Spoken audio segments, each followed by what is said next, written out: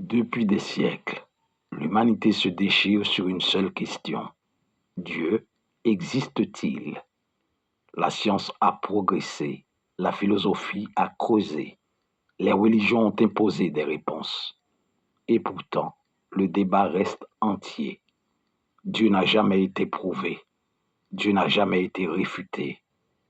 Et si ce n'était pas un échec, mais une conséquence logique?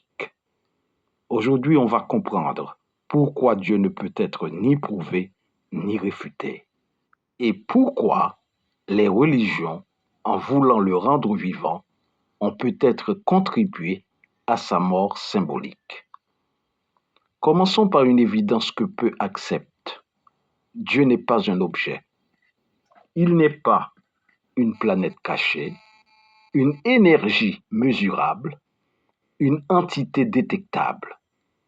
Dieu appartient à la même catégorie que l'infini, le néant, la totalité, l'absolu. Ce sont des concepts abstraits, nécessaires à la pensée, mais inaccessibles à l'expérience directe. On ne voit pas l'infini, on ne mesure pas le néant, on ne teste pas l'absolu. Dieu est un concept limite. Il apparaît exactement là où la raison commence à toucher ses propres frontières. Le piège de la causalité. Notre esprit fonctionne avec une règle simple. Tout effet a une cause. C'est le socle de la science. C'est aussi ce qui condamne toute tentative de prouver Dieu. Car si Dieu existe, deux options seulement. Option 1, Dieu a une cause, alors Dieu n'est plus Dieu. Il devient un effet parmi d'autres. Option 2, Dieu n'a pas de cause. Alors il viole la règle fondamentale de la raison. Résultat, la raison s'autobloque. Elle ne peut ni accepter ni rejeter Dieu sans se contredire.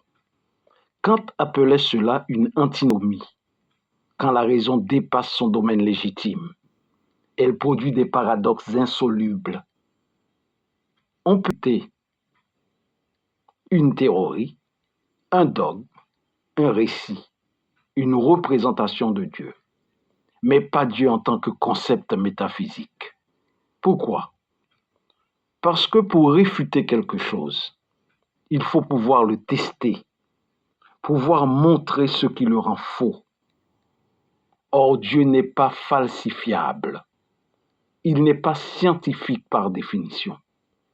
Cela ne le rend ni vrai, cela le rend hors du champ de la réfutation. Dire Dieu n'existe pas est aussi métaphysique que dire Dieu existe. Comment la religion a tué Dieu? C'est ici que tout bascule. La religion a fait une erreur fondamentale. Elle a transformé l'abstrait en concret. Elle a donné à Dieu un visage, une histoire, des lois, une morale, des colères, des préférences culturelles. Dieu devient ici un personnage, donc attaquable, donc réfutable, donc ridicule parfois. Ce n'est pas Dieu qui meurt, c'est sa représentation. Quand Nietzsche dit Dieu est mort, il ne parle pas de l'absolu métaphysique, mais du Dieu religieux, institutionnel, moralisateur. Pendant qu'on y est, on va maintenant analyser Dieu post-mortem. Après la chute des religions, que reste-t-il?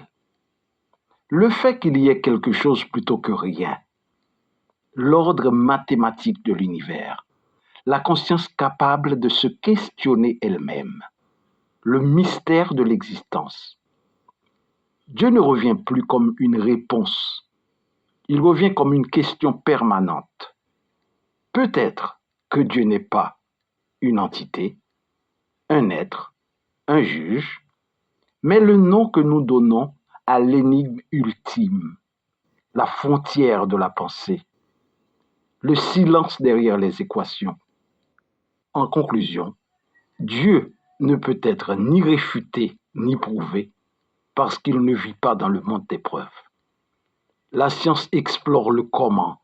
Dieu habite le pourquoi ultime. Les religions ont parlé trop fort. La science parle avec trop de précision. Mais au fond, Dieu est peut-être ce qui reste quand toutes les réponses se taisent. Et peut-être que le vrai blasphème n'a jamais été de douter de Dieu, mais de prétendre parler à sa place. Si ce genre de contenu vous parle, n'oubliez pas de vous abonner, de liker. Bien à vous et à la prochaine.